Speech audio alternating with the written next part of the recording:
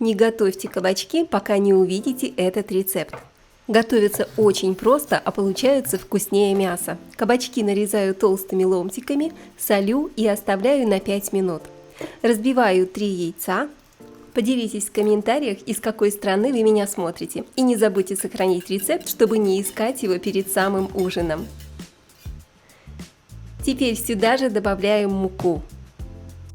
Количество ингредиентов вы можете посмотреть в описании под видео. Обязательно загляните. Вместе с мукой добавляю паприку, чесночный порошок для аромата и немного соли.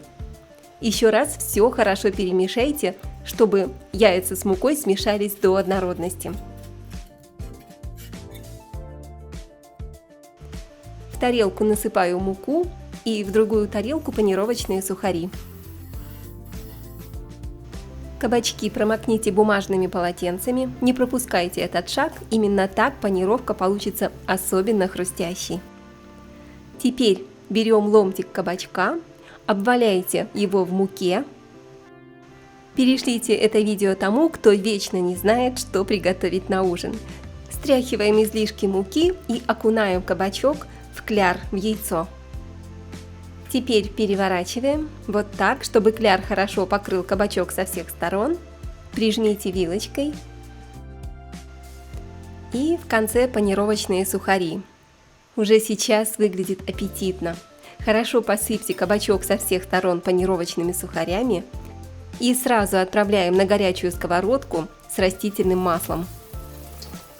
Сразу слышно приятное шипение. Обожаю этот звук.